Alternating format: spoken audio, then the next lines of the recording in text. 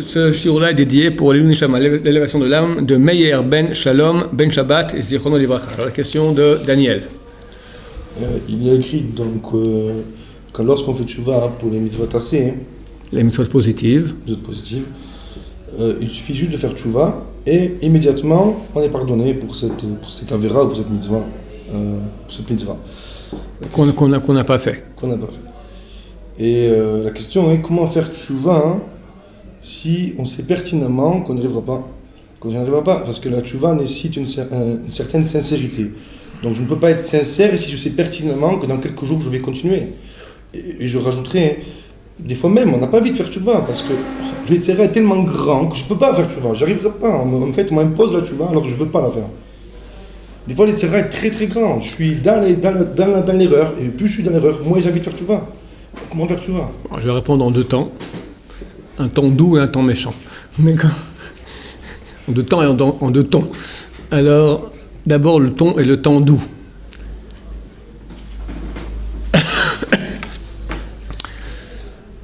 Comme je dis souvent, on n'est pas des crêpes.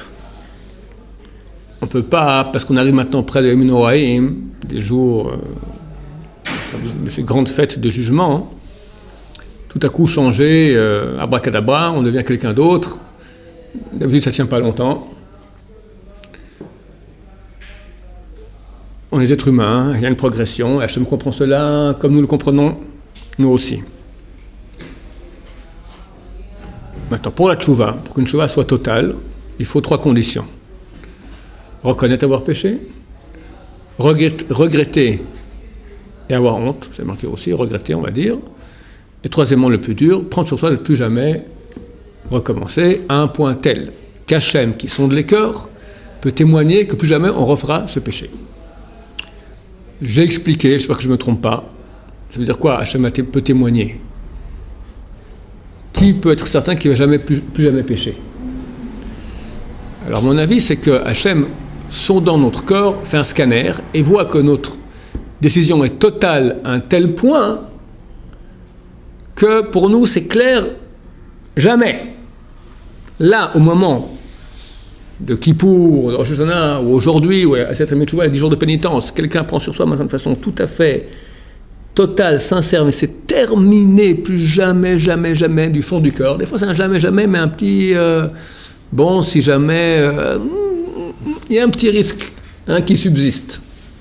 Hachem qui sonde le corps, ouais, non, fini. La décision est vraiment toute pour lui, c'est terminé. Il se peut, dans quelques mois, dans quelques années, une décision peut s'émousser avec le temps et peut retomber. Je ne pense pas que dans ce cas-là, la tchouva ne soit pas valable. Parce qu'au moment même, elle était sincère à 100%. Donc Hachem doit voir qu'elle est sincère à 100%. Maintenant, ta question, moi je ne peux pas. Je ne veux pas. Alors, on va d'abord répondre au peut pas avec le ton doux, après le je veux pas avec le ton méchant. D'accord ? Il est clair qu'on ne peut pas changer du jour, même qu'on voudrait bien. On ne peut pas toujours changer, surtout automatiquement. On est du jour au lendemain le plus grand tzaddik du monde. À cela, la réponse est qu'une tchouva partielle a aussi un impact partiel. Au moins, Hachem voit qu'on prend en considération sa parole, son désir. On essaye de faire, on fait des efforts, et il comprend comme nous qu'on fait le maximum qu'on peut. On ne peut pas plus. Donc Hachem voit qu'il y a... D'où on apprend cela, qu'une tchouva même partielle a déjà son effet.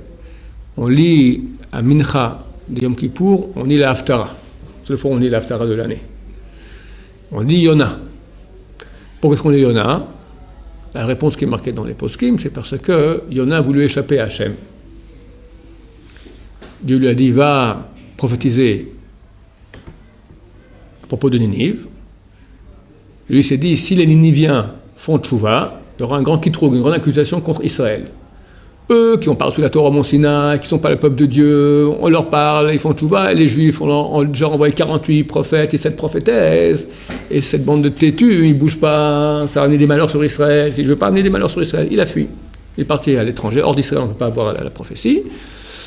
Et Hachem a fait en sorte qu'il soit jeté dans la mer, qu'un poisson vienne, que lui-même implore Hachem de revenir et d'avoir la vie sauve. Et pour finir, il a fait ce qu'il devait faire. Disent les poskim, mais le Mishabura il amène ça, c'est intéressant, c'est rare que Mishabura amène une notion aussi poussée, d'accord, de Gilgulim, de réincarnation. Il dit, des fois quelqu'un va dire, c'est trop dur la tchouva. Je peux pas.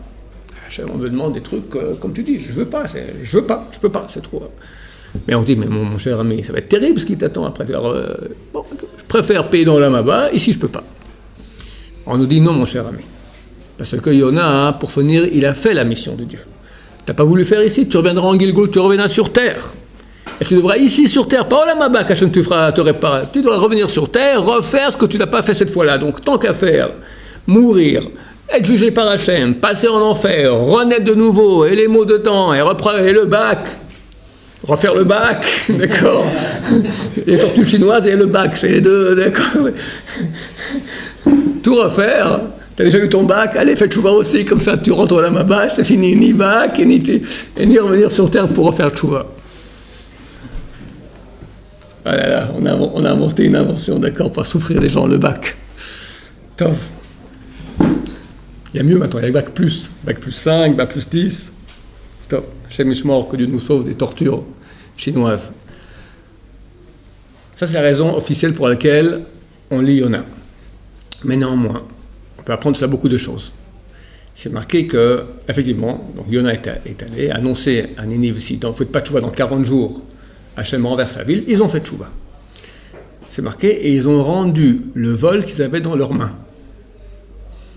Chazal dit, ce qu'il y avait dans la main, ils ont rendu. Ah, je t'ai volé, ouais, je le rends, tiens, voilà, tout ça. Mais ce qu'il y avait dans le coffre-fort à la maison, toutes les richesses qu'ils avaient cambriolées et volées, ça, ils n'ont pas rendu. Et néanmoins, ça suffit pour qu'Hachem décide de ne pas détruire Ninive. Donc, bien que la tchouva n'est pas totale, elle a un effet. Bil'am, il devait être tué. Il va maudire à Israël. Il dit, Hatati, j'ai péché. Hatati? Ok, donc tu regrettes. Non, il reprend une autre ânesse, son ânesse a été tuée, il prend une autre et il continue pour aller maudire. Rien que dire, Hatati, j'ai péché, déjà, donc la première phase de tchouva, la première dit, j'ai péché. Je reconnais, j'ai péché. Je peux pas, je continue. C'est un rachat, il a un statut de rachat, Bil'am. Mais moindre, il aurait dû mourir, il n'a pas été tué. Donc même une tchouva partielle a son effet.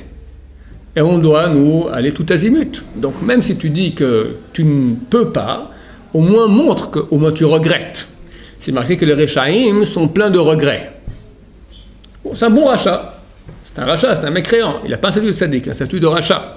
Mais c'est mieux un rachat qui dit que je regrette, plutôt qu'il dit je regrette rien du tout.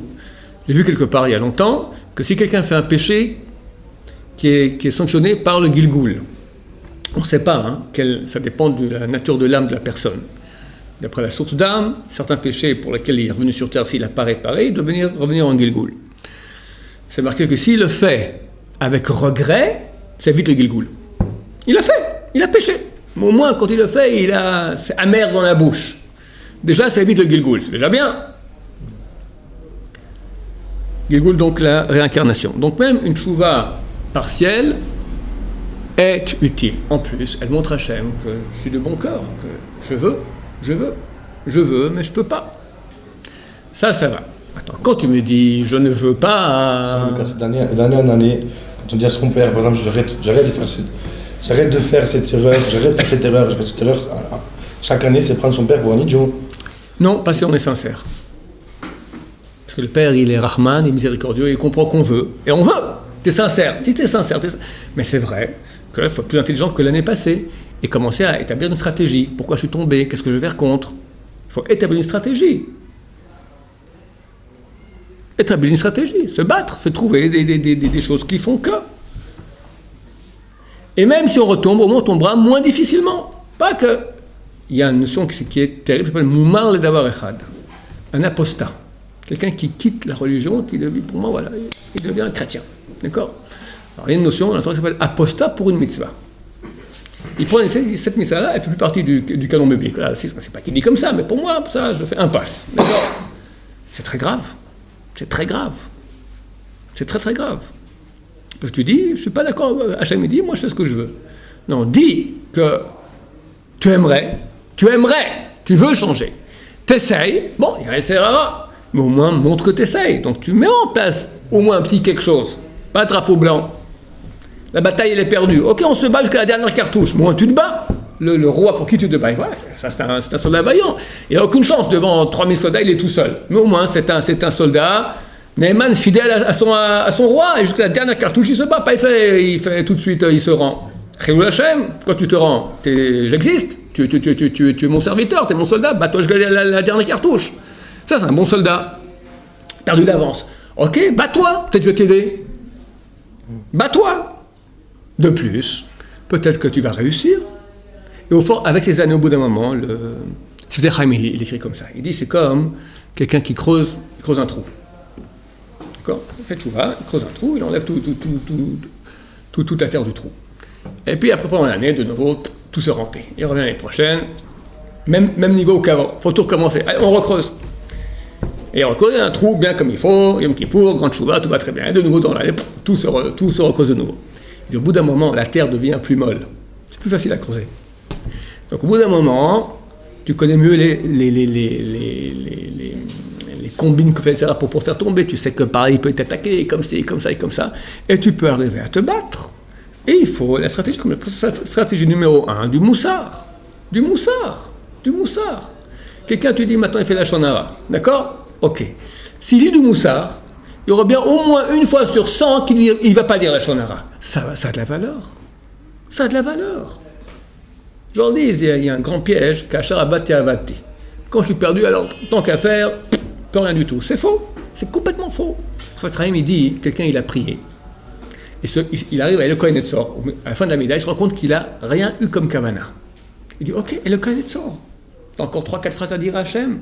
Dis au moins 2-3 phrases avec Kavana. C'est même plus la Hamida, c'est le petit rajout qu'on fait à la fin. Au moins ça, dis-le bien. Ça a aussi de la valeur. Je donne un exemple d'une dame qui est au marché, elle a une caisse de pommes qu'elle vend. Viennent des voyous et ils renversent et toutes les pommes qui partent comme ça en roulant. Elle se met à pleurer. Elle pleure. Un sage vient lui dire, ok tu pleures, mais tu vas ramasser 10 pommes, 20 pommes. Mieux vaut gagner 10-20 pommes que tout perdre. Même chose. Et Sarah, il nous dit des fois, de toute façon ça j'arrive pas. Hefker, ça tu deviens apostat pour une chose. Et c'est très grave.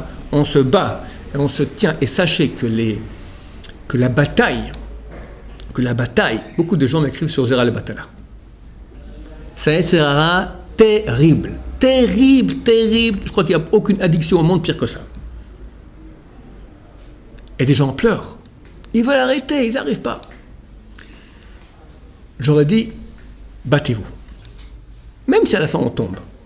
La bataille, les efforts qu'on fait pour se retenir, c'est aussi très précieux aux yeux d'Hachem.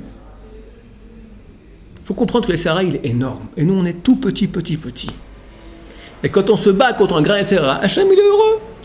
Le souci, c'est qu'aussi, quand on est Baal Tshuva, je ne sais pas comment ça se passe, c'est les gens qui ne sont pas Baal Tshuva, mais quand on est Baal Tshuva, au début, on est pris d'un élan impressionnant pour combattre les Sarah. Oui. Et au fil des années, cette force s'affaiblit. Et ça, c'est très désespérant, parce que vraiment, on a l'impression qu'au lieu de progresser, qu'on dégraisse. Et ça, c'est comme si on prenait un coup de marteau sur la figure de mon Dieu. C'est pas vrai, tu progresses. Il y a moins d'aide divine, donc toi tu progresses. Quand il y a l'aide divine, le Baal Tshuva, pourquoi il est aidé comme ça ? Parce qu'il est trop faible. Donc Hachem vient, hop, se le prend en ascenseur. Mais lui, qu'est-ce qu'il a fait comme effort ? Nul, donc c'est un nul. Hachem l'a aidé, ok. Hachem, il veut que tu te battes par toi-même, donc il t'aide moins. Donc quelque part, tu retombes, mais tu fais des efforts que tu ne sais pas auparavant, mais tu étais beaucoup plus grand. Alors tu ne sens pas aussi haut, aussi high qu'avant, mais ta bataille, c'est ta bataille. Elle vaut beaucoup plus. Et la bataille vaut énormément. Il faut comprendre cela. Les gens, on est habitués aux films, aux grandes séries hollywoodiennes. D'accord ? Zorro, Batman, qu'est-ce que j'en sais moi ? Goldorak, qui est encore là-bas dans la série. D'accord ? Superman. Il y a tous les méchants, ils font ta, ils sont tous morts. Et lui, il est la petite houppette, parfumée, très bien, pas une cicatrice. C'est des bêtises. La bataille, elle est terrible. T'as vu un match de boxe, t'as vu la tête du vainqueur. Il est complètement ratatiné. C'est ça. Mais il est vainqueur. Admettons, il était vaincu. Mais il a donné quand même quelques coups de poing comme ça dans le mal. Là, il attaque. Imagine la joie d'Hachem. Le Yetzer Hara est en train de te dire, et paf, et toi, tout d'un coup, tu le flingues. Mais Hachem, c'est extraordinaire. Et tout le monde applaudit. et les gens, tous les anges applaudissent, les gens applaudissent, regardez, là, il était complètement comme un pingouin, on a mis une, bravo, allez, vas-y, Daniel, c'est bon. C'est exactement comme ça, exactement comme ça, exactement comme ça. Hachem se rend bien compte à quel point il est dur. Et t'en as qui se battent pour Hachem. C'est perdu d'avance, mais ils se battent, et ils font encore, et tout ça. Combien c'est beau, combien c'est beau. Pas shoot, évident. Tu repousses un peu l'erreur, t'as gagné déjà. T'as gagné. T'es en train de te battre. T'es un soldat d'Hachem, t'es pas un vaincu. Quand on arrive à ça venant d'où on ne veut pas. Très grave. On est là. Très grave. Mais pas tromper dans des primes. Faire en sorte. Le on veut pas, c'est un découragement. Regarde. Le on veut pas donne l'impression qu'on est quelqu'un de mauvais. Et celui qui dit je ne veux pas, il se sent mauvais à l'intérieur. Il se sent mauvais. Et c'est une très grave erreur. Parce que chacun, en dedans, veut être bien. C'est la Sarah qui lui fait croire maintenant t'es un nul, t'es un mauvais. C'est le meilleur moyen, comme ça, d'annuler toute réaction. Il va appeler je suis nul, je suis nul, je suis nul, je suis nul. Même en psychologie, c'est connu. Quelqu'un qui a une image négative de lui, il est capable de rien faire dans la vie, alors qu'il a des fois des potentiels énormes. Mais vu qu'il se dit je suis nul, parce qu'il a entendu ses parents, t'es nul, t'es nul, t'es nul, t'es nul, je suis nul, je ne fais plus rien. Au contraire, il faut savoir, c'est la vérité, c'est pas un mensonge, on est aimé par Hachem. On est aimé, j'en ai parlé l'autre jour, choyé, aimé, adoré. Et ça n'existe pas quelqu'un qui est mauvais. Je connais pas. Surtout les gens à la Shiva, ici, c'est des gens foncièrement bons, qui veulent, qui sont bons, qui veulent faire le bien. Ils veulent faire le bien. Maintenant, l'effort est trop grand. Alors qu'est-ce qu'il dit ? Il dit je veux pas. C'est pas qu'il veut pas. Il crève d'envie de le faire. Mais il a besoin de boosting, d'être boosté, du carburant. Ok, prends le carburant. Moussard. Elle décide, je ne fais pas tout, je prends un peu. Je ne peux pas, allez. Donne-moi un exemple de Avera, pas forcément qui te concerne, mais je veux dire, comment on prend les Ezra Batala, ok, et ben, une fois sur 10, ça ne sera pas. Une fois sur 10, c'est déjà quelque chose de gagné. Ou je repousse dans une heure. On essaie de se battre. C'est très précieux aux yeux d'Hachem. Au moins, c'est pas un je ne veux pas, je veux. Et je me bats. Peut-être que je ne veux pas assez, je ne me bats pas assez, mais je fais déjà quelque chose. C'est 40 000 années-lumière de différence. Pour continuer dans la même démarche, de parler des mises positives, moi je parle par exemple de mon cas. J'ai fait tchouva à peu près 6-7 ans. J'ai commencé, parce qu'en fait tchouva, tu as 6-7 ans de faire à peu près un travail de tchouva. Maintenant, j'arrive à un niveau un peu plus technique, où je veux faire vraiment un repentir des péchés, un vidouille, mais comme il faut. J'ai fait une liste, j'arrive à 130, 140 répertoriés. C'est tout ? Non, je sais pas. J'essaie. Après, bon. D'accord, je donne un exemple, d'accord ? Maintenant, il y a des mitzvahs négatives de ne pas voler que je ne fais plus aujourd'hui. Du moins, j'essaye. En tout cas, pas consciemment. De ne pas voler, de ne pas transgresser le premier jour de fête, le dernier jour de fête, Rosh Hashanah, il y a toute la liste, quand on aura les 613 mitzvot. Maintenant, si ce repentir, je ne l'ai pas fait, je l'ai fait intrinsèquement, c'est-à-dire, des fois dans les filotes, j'ai pleuré, etc. Mais je n'ai pas pensé, je regrette cette faute du premier jour de fête que j'ai transgressé le premier jour de fête, le dernier jour, Shabbat. Vous voyez ce que je veux dire ? Il y a la liste de toutes les mitzvot négatives. On doit la faire une par une. Chaque mitzvah négative qu'on a faite, on doit avoir un repentir dessus.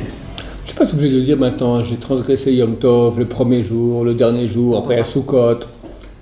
Parce qu'on n'a pas de conscience quand on ne dit pas les choses. C'est-à-dire, non, j'ai transgressé Yom Tov. Moi, récemment, j'ai entendu le même cours que notre ami, et j'ai pris la liste des mitzvot assez qu'il y a dans le livre de Shavuot, il y a toute la liste là-bas. J'ai surligné les mitzvot positives et négatives que je pense être concernées. Même ceux que j'ai un doute, j'ai noté. C'est pour ça que tu n'arrives que à 130. Il y a beaucoup plus, tout ce qui est des rabbanan aussi. Je vais continuer. Mais des rabbanan, tu as 10 000. C'est un début. 10 130. C'est un début. D'accord. Mais tout ce que je me suis senti concerné, même en doute. D'accord. Maintenant, il y a des choses que je suis passé dessus, et je lui dis, ça c'était interdit. Il y a des choses que je ne savais pas.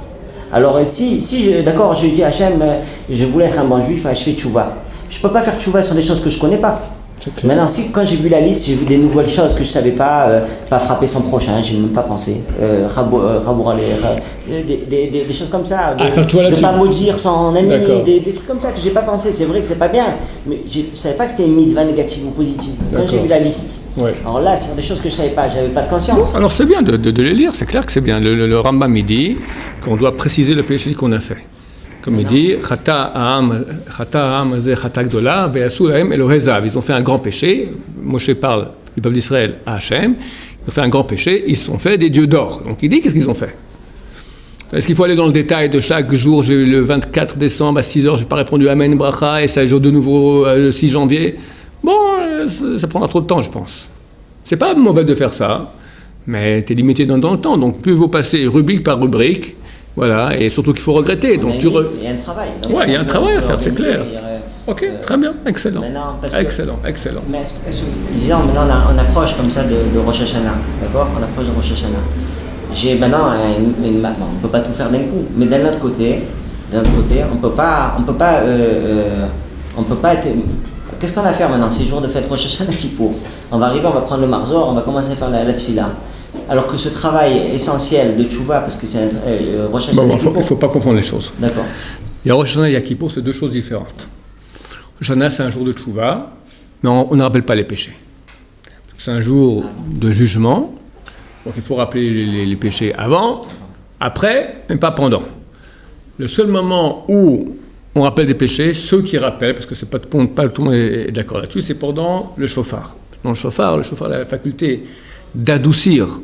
C'est marqué que par le shofar, Hachem quitte son siège de jugement, de din, de rigueur céleste, et s'assoit sur son trône de miséricorde. Donc, entre les séquences du shofar, donc il y a tashrat, après tashat, tarat. D'accord? C'est son continu, après entrecoupé, super entrecoupé, ça c'est la première série, 3 fois ça. Après c'est tashat, continu, après 3 fois tu, et après on continue. Alors, entre une séquence et l'autre, de 3, il y a, ça dépend des minyanim, il y a un moment de silence. Et dans le Sidour, c'est marqué un vidou du rachash. Alors, Yosef dit qu'on n'a pas le droit de le dire à haute voix, on le dit qu'en pensée. Ben Ishraï dit non, qu'on peut le dire, on doit le dire à haute voix. Marloquet, chacun fera comme il veut. Donc là, on rappelle les péchés. Mais à part cela, dans Rosh Hashanah, on ne rappelle pas les péchés parce que c'est un jour de rigueur céleste. C'est un jour de fête aussi. Et donc, on doit faire tchouva avant. Et ce jour-là, simplement recevoir sur soi la royauté divine. C'est court comme temps. Hein? C'est trop court comme temps. Je te dis, c'est pas un jour où on rappelle les péchés parce que c'est le jour de dévoilement d'Hachem. Le roi vient, tu applaudis. Ouais. Tu dis, tu es non toi. Pas, j'ai fait un péché, qu'est-ce que le roi vient, te raconte les saletés que tu as fait. Maintenant, le roi, il est là. Il est terrible et aimant. Il nous aime terriblement, mais c'est le roi du monde. Donc nous, on est tout tremblants, et comme ses enfants, et comme ses serviteurs. C'est pas le moment ni de demander des choses, ni de raconter ce qu'on a fait. D'accord? Le moment de dire, t'es le roi, et on est tes serviteurs. Ça, c'est la grandeur de Rosh Hashanah. C'est une grande lumière qui vient. Cette lumière nous permet, à la lumière du fait qu'il est le roi du monde, et on comprend maintenant à quel point il n'y a que lui, et que toute notre vie, on était à côté. On s'occupait, bien qu'on était religieux, bien qu'on pratiquait, mais combien on était loin. Quand le roi vient et s'impose dans toute sa royauté totale sur tout, on se rend compte que nos petits soucis, tout le journalier, n'ont aucune importance, qu'on a perdu notre temps. Ça, c'est la tchouva. C'est la grande lumière qui vient à Rosh Hashanah. Il faudrait que Rosh Hashanah, c'est avant Kippour. Normalement, les gens posent la question, d'abord que vienne Kippour, qu'on se lave. Après, quand le roi vient, on le reçoit tout propre. Non, impossible, parce que tu ne pourras jamais te laver comme il faut. Pour te laver comme il faut que le roi vienne. Quand le roi vient, tu te rends compte à quel point tu es sale. Tu te rends compte maintenant à quel point tu es sale. Alors tu as 10 jours maintenant pour te nettoyer. Et là, Yom Kippour, Hachem vient et dit, sors les ordures. Le Midrash, il dit, sortez tous les ordures dans la rue, moi je viens avec la voirie, hop, je nettoie tout. Rien que dis que tu as fait des péchés. Plus t'en dis, mieux c'est. Et moi je viens, j'enlève tout. Mais simplement, dis-le. Regrette, fais tchouva. Il y a quand même un pré-nettoyage. Hein? C'est-à-dire avant que le roi arrive. Qu'est-ce qu'il nous dit qu'on va passer Rosh Hashanah? Ça fait 30 jours qu'on fait Sirot, mon cher ami. C'est la malchoute. Qu'est-ce qu'on fait au Sirot? Ah, nous on chante, c'est tout? Non, on doit faire tchouva. Avant Rosh Hashanah. Toute l'année, on fait tchouva. Ok, mais maintenant, maintenant, on se réveille, il reste 8 jours. À mesure que dans 8 jours, c'est Rosh Hashanah, il faut faire tchouva total, bien, très bien, ouais, c'est bien. Mais les jours spéciaux de tchouva, c'est les jours qui ont été dédiés à cela, c'est les 10 jours de pénitence, dont fait partie Rosh Hashanah. C'est bien de commencer déjà maintenant, mais tu verras que tu feras encore beaucoup mieux après Rosh Hashanah, parce que la lumière d'Hachem viendra et donnera une grande lueur. Donc à Rosh Hashanah, on ne rappelle pas les péchés. On fait ça avant, on fait ça après. Rosh Hashanah, c'est un jour de Malchut, la royauté d'Hachem. Oui. Avant Rosh Hashanah, on se repent, d'accord? Maintenant, imaginons comme il a dit Laura, sur les mitzvot tassés, si on a fait tchouva, on est blanchi des mitzvot tassés. Maintenant, entre nous, on n'a pas mis pendant 32 ans les tefilines et les talit, on ne se sent pas naki, même si on a fait tchouva. On a envie de refaire tchouva après. Mais non, je veux dire, d'accord, mais je veux dire... Le Rabbeinu, il écrit, c'est comme les habits. Quand j'étais jeune, il y avait une pub, Ajax lave plus blanc. Je ne comprenais pas, parce que c'est blanc, ça blanchit. Mais du temps de Khalas, c'était pas comme ça. Le Rabbeinu, il dit, c'est comme un habit. Plus tu le blanchis, plus il blanchit. La tchouva aussi, plus tu feras tchouva, plus la tchouva sera de valeur, plus le péché sera pardonné, plus la lumière sera grande. C'est une grande lumière. Quand on fait tchouva, ça transforme le péché, par amour, ça transforme le péché en mitzvah. Il y en a que ça efface mal, après ça efface mieux, après complètement effacé. Mais c'est pas encore transformé en mérite, après ça devient un petit mérite, grand mérite, etc. Donc tu peux faire tchouva et refaire tchouva. C'est marqué que les tchouvas les péchés sur lesquels on a fait le vidouille à Yom Kippour passé, on peut refaire de nouveau ce Kippour. Et rappeler qu'il n'y a pas de mérite, il n'y a pas de talit, pourquoi pas? Il n'y a aucun problème à le rappeler aussi. Ça sera orgueilleux de dire c'est bon, j'ai fait tchouva, j'ai plus de faute. C'est bien de refaire. Mais mettre l'accent sur les choses qui sont plus essentielles, qui sont nos problèmes actuels. Oui. Tout à l'heure, vous avez dit que vous alliez avoir un ton un petit peu dur, je m'attendais à plus que ça. Moi, j'étais gentil parce que je ne voulais pas être méchant. Mais si quelqu'un dit je veux pas, alors il faut être méchant avec lui. Quoi, tu veux pas? Alors j'ai expliqué pourquoi on veut pas, ça n'existe pas. Parce que les gens sont bons, ils veulent être bien. Mais si on trouve quelqu'un qui maintenant il est vraiment mauvais et dit moi je veux pas se mettre à ce chaleur, mais il dit je veux pas Hachem. Non. D'accord? Lui aussi, quelque part, il est bon, mais le pauvre, il a été tellement pris par les forces du mal que je ne sais pas où il se trouve aujourd'hui. Alors, on ne doit pas être d'accord avec ça, quoi, je veux pas. Vous avez dit que quelqu'un qui dit que je veux pas, a priori, c'est quelqu'un qui ne s'aime pas. Oui. Alors, vous avez dit quelque chose qui est très rassurant, il faut qu'il sache qu'Hachem l'aime. C'est juste. C'est vrai, mais le problème, c'est qu'on ne peut pas percevoir qu'Hachem nous aime si on ne s'aime pas soi-même. Pour pouvoir, enfin, je sais pas, en fait... Pour s'aimer soi-même, il faut comprendre qu'Hachem nous aime. Du moment que tu comprends qu'Hachem t'aime, tu vas t'aimer aussi. C'est quoi ne pas s'aimer? Tu t'aimes pas? Non, mais par rapport... Tu veux être bien ou tu veux être mal? Bien sûr, je veux être bien. Mais quelqu'un qui veut être mal? Ça n'existe pas. Non. Donc tu veux être bien. Non, bien. C'est ça, c'est de façon générale, mais par rapport à un inyan précis, par exemple, si quelqu'un maintenant il est sombré d'une erreur, il ne peut pas s'aimer par rapport à ce inyan-là. Donc comment je peux dire qu'Hachem, même si à ce sujet-là, si je sais très pertinemment que je ne fais pas son ratson à ce niveau-là. Mais Hachem comprend qui tu es, d'où tu viens, quel Yetzirah tu es, quel Yetzirah tu as, à quel point il est grand, à quel point tu es bon et tu veux faire la volonté de Dieu. Mais c'est dur. Hachem a mis Yetzirah Tov, qui a priori, j'ai le libre arbitre, c'est 50-50. Si je veux pas, c'est qu'a priori, je suis plus sombré dans l'Yetzirah. Non. C'est pas que l'Yetzirah est plus fort que Yetzirah Tov. Non, c'est pas comme ça. C'est qu'au début, tu étais moitié-moitié. Mais tu es éduqué de façon maintenant, on t'a addicted à ce péché-là, et tu deviens presque un sujet. Non, indétoxicable. Merci. D'accord? Le type, ça fait 20 ans qu'il est à l'héroïne, enfin, il ne tient pas aussi longtemps, d'accord?